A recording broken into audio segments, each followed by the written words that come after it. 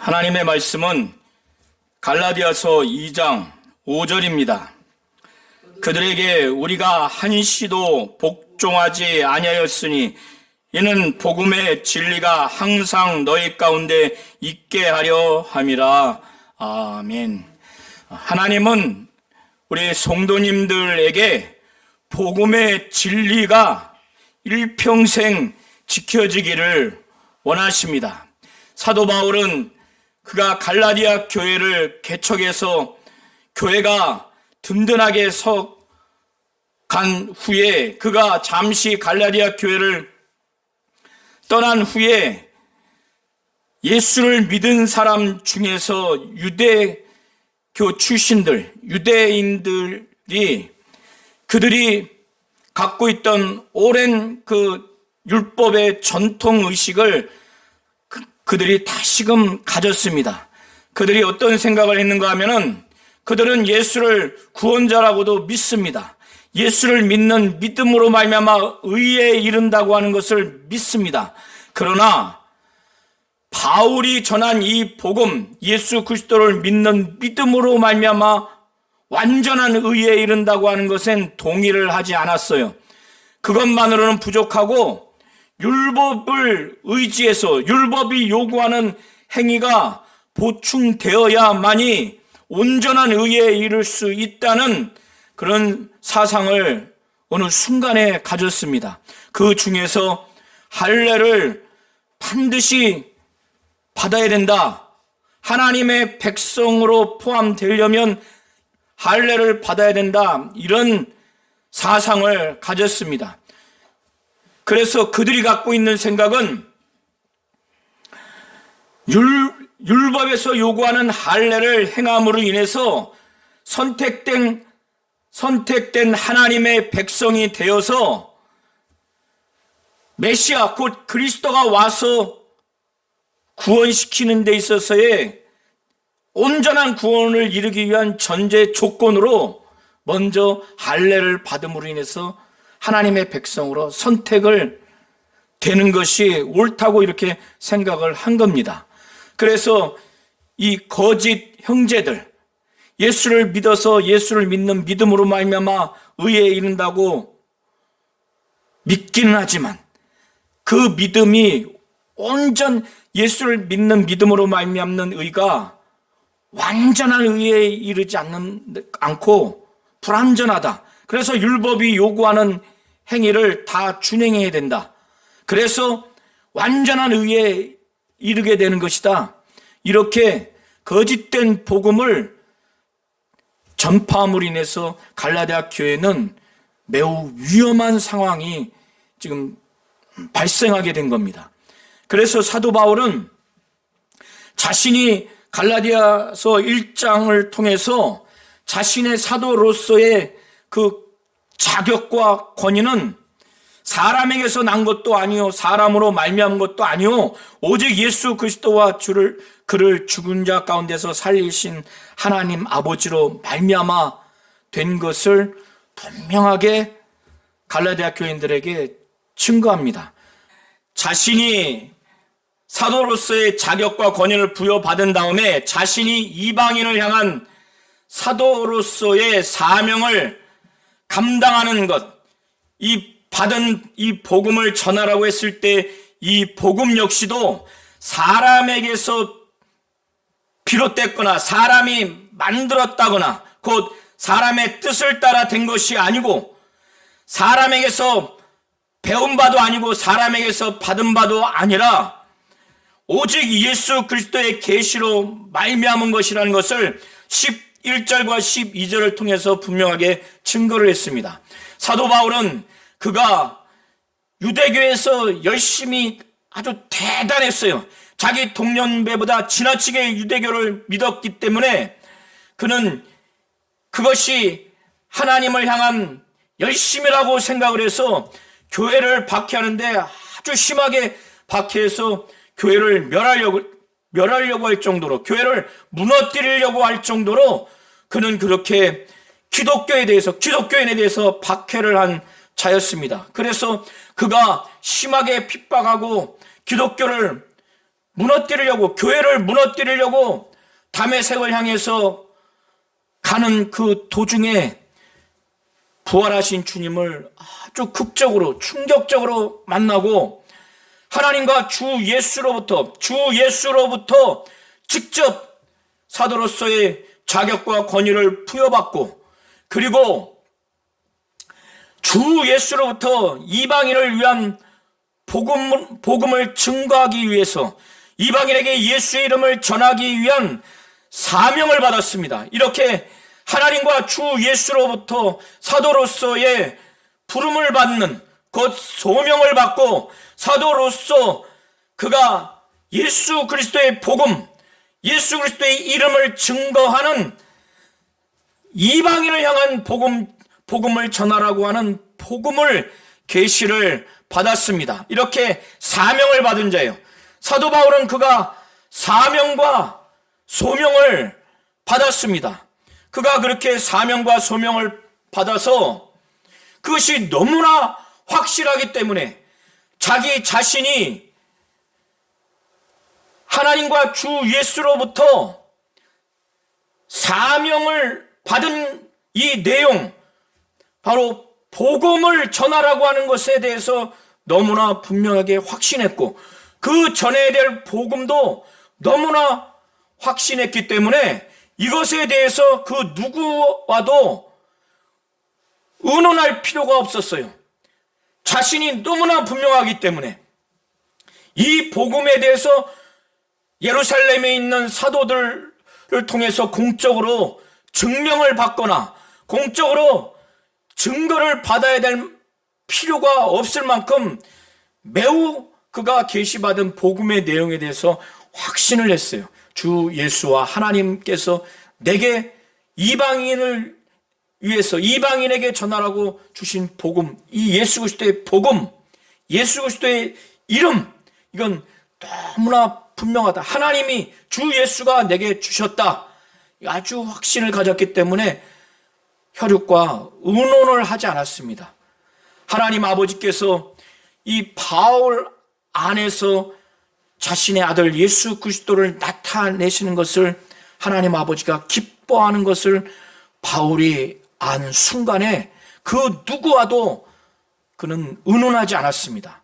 더 나아가서 먼저 된 사도들을 만나서 공적 증거를 받거나 공적으로 인정을 받기 위해서 그들을 만난 적도 없었습니다.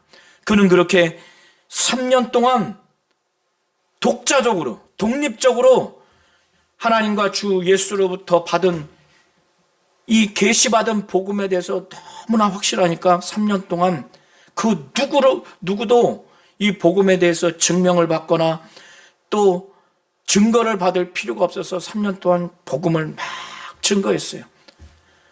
그는 초기에 사도들에게 인정받을 필요가 없기 때문에 아라비아로 갔다가 다시 다메섹으로 돌아왔고, 그 후에 3년 동안 복음을 증거한 후에 베드로와 교제하기 위해서 예루살렘에 15일 동안만 머물러 있었어요. 그때도 주님의 동생인 야고보 외에는 어떤 사도도 만나지 않았습니다. 그리고 난 후에 14년 만에 그의 동역자인 바나바와 또 헬라인 출신인, 곧 이방인 출신인 디도가 완전히 변화돼서 그 디도를 데리고 예루살렘으로 갔습니다. 그때 왜 예루살렘에 가야만 했는가? 그때 하나님이 바울에게 아마도 그 예루살렘에 가서 사도들과 만나서 이 복음에 대해서 그들과 그 사도들이 전하는 복음과 바울이 전하는 이 복음이 내용에 있어서 동일하다고 하는 것, 그래서 그들의 지지와 신뢰와 동의를 얻을 필요가 있다는 그런 내용으로 아마 계시를 받은 것 같아요.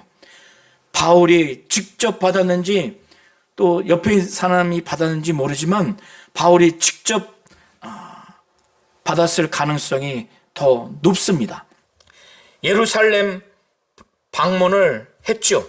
15일 동안 머물면서 베드로와 교제를 했고 예수님의 동생인 야고보를 만났어요. 그런 다음에 14년 후에 두 번째 방문하러 갔는데 그때는 바나바와 헬라인 출신, 이방인 출신인 디도와 함께 예루살렘에 올라갔습니다. 이것은 예루살렘에 있는 사도들의 권위하에서 그들이 소환해서 간 것이 아닌 겁니다. 하나님의 뜻을 따라서 하나님의 계시를 따라서 간 겁니다. 그래서 사도 바울은 계시를 따라서 올라갔는데 그것은 그가 지금까지 17년 동안 갈라디아 지역을 포함한 이방인 가운데 전한 이 복음을 사도들을 통해서 동의를 얻고 그 내용이 동일하다고 하는 것, 바울과 사도들이 믿는 복음이 상호간에 동일하고 또 전하는 복음이 동일하다고 하는 인정을 받고 존중을 받고 지지를 받고 신뢰를 얻어야 하는 상황이기 때문에 그거를 위해서 올라간 겁니다. 그래서 사도 바울은 내가 이방인 가운데서 전파하는 복음을 그들에게 제시했다는 겁니다. 제시했다고 하는 헬라어 원어의 의미는 상의하려고 의견을 교환하다라고 하는 의미예요. 사도 바울은 이렇게 지금 갈라디아 교회의 거짓 형제들, 유대주의자, 율법주의자들인 이들이 교회를 이렇게 혼란스럽게 했기 때문에 자신이 믿고 자신이 전한 복음의 내용이 사도들이 믿고 전하는 복음의 내용과 본질적으로 동일한 내용이다라고 하는 지지를 얻고 신뢰와 또 인정과 동의를 얻기 위해서 상의하려고 이 복음을 그들에게 제시한 겁니다. 의견을 교환하기 위해서. 그런데 그 중에서 유력자들, 여기서의 유력자들은 6절에도 유력하다고 하는 이들이라고 표현이 되어 있죠. 그리고 9절에 보면 기둥같이 여기는 야고보와 게바와, 여기 게바는 베드로입니다. 그리고 요한이라고 이렇게 표현되어 있죠. 여기서 유력하는 자들은 예루살렘에 있는 사도들 중에서 유명하다고 하는 자들이에요. 그러니까 기둥같이 여기는 베드로, 야고보, 요한으로 생각하시면 됩니다. 그들에게 사사로이 했다고 했는데 여기서 사사로이 한 것은 가볍게 이런 의미가 아니라 개인적으로 자신이 믿고 지금까지 이방인에게 전했던 복음을 그들에게 설명을 한 겁니다.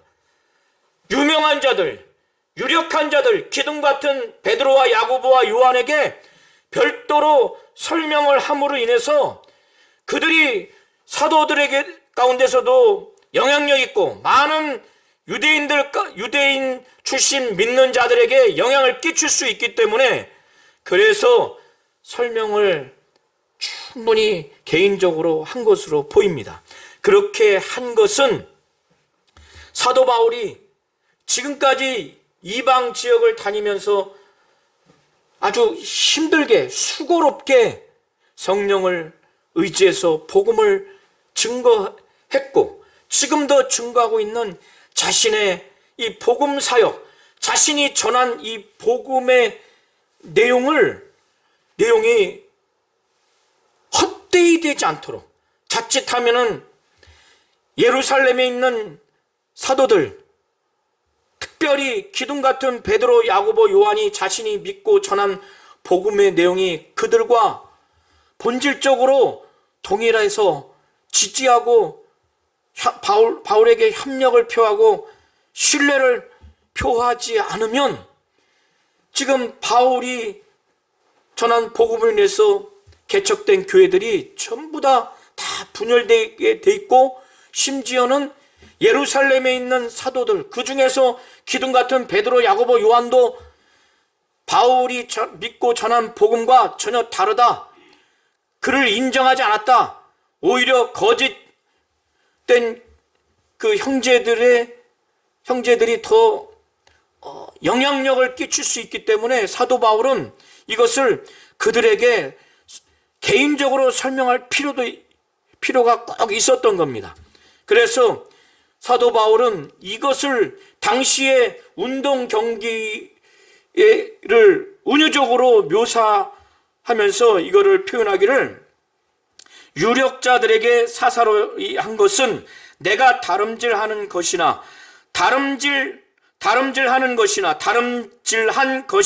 헛되지 않게 하려 함이라. 내가 다름질하는 것은 지금까지 이방 지역에 복음을 증거하고 있는 것을 은유적으로 표현한 것이고, 내가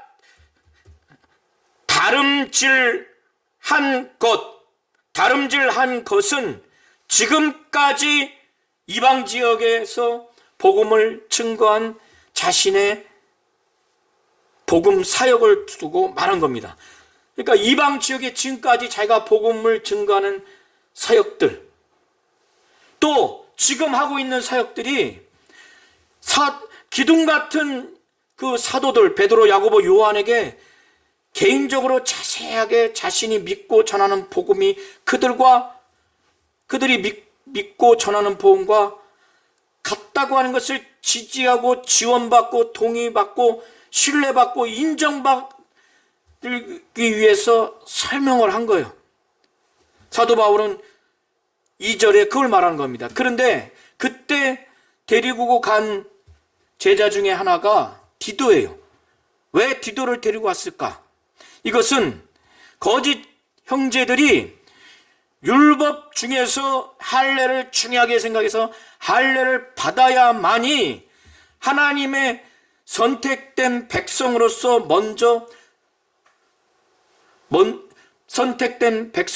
포함될 수 있다. 예수 그리스도를 믿는 믿음으로 말미암는 의는 완전하지 않다.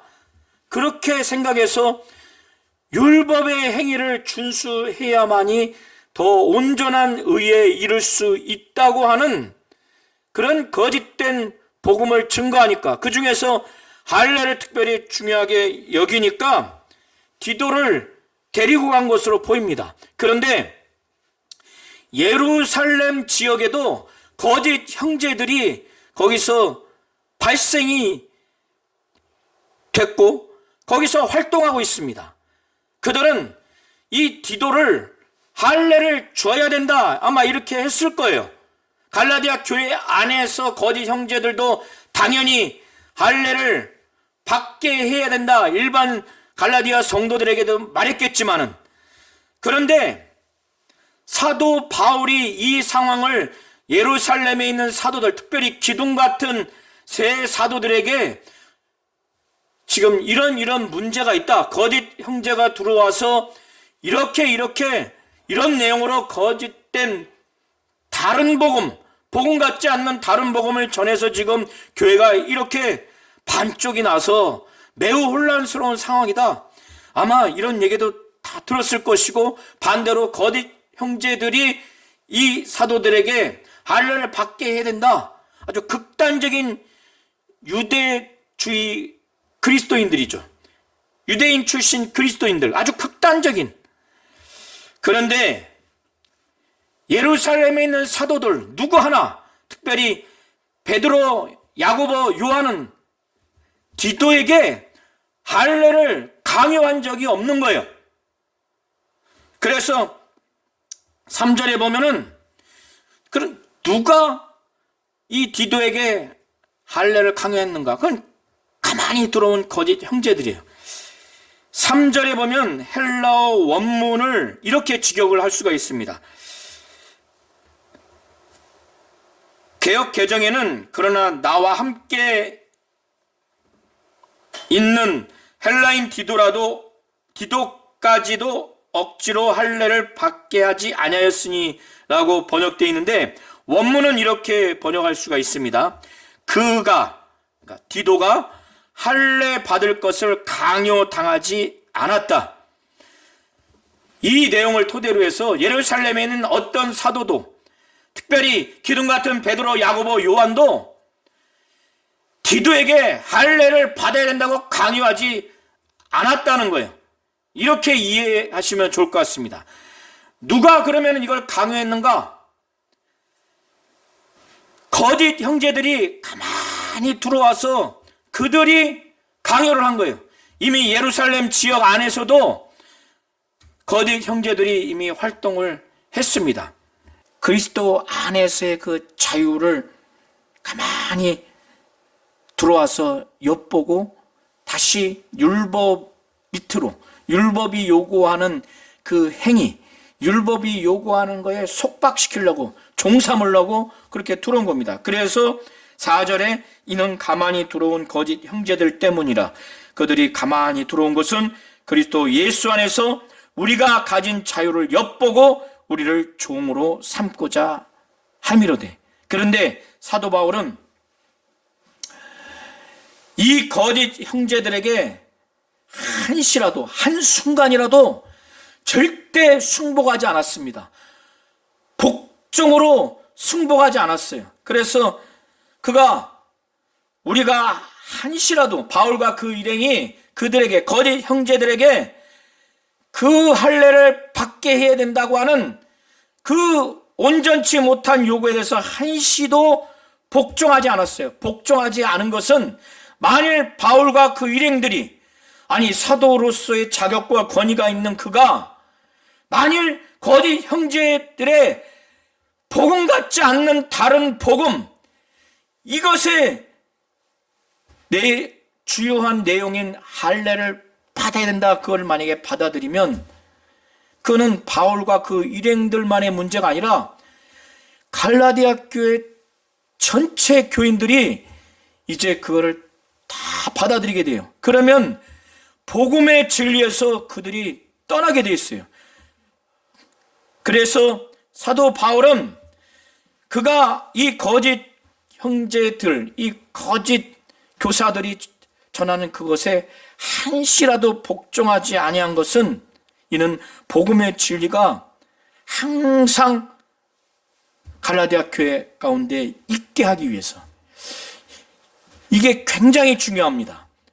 바울과 그 일행들, 소수가 이 복음의 진리를 지켜야만이 이 복음의 진리로 인해서 완전히 변화됐던, 특별히 지금 이렇게 거짓 교사들로 인해서 교회가 분열되어 있어서 서로 비난하고 자칫 교회가 휘청되고 어려워지는 이 상황 가운데 바울과 그 일행들이 적당히 타협하거나 미혹되거나 그래서 복음의 진리를 고수하지 못하면 이 성도들 가운데도 항상 이 복음의 진리를 고수하지 못하고 목숨 걸고 지키지 못하는 겁니다. 항상 이 성도들 가운데 있을 수가 없어요.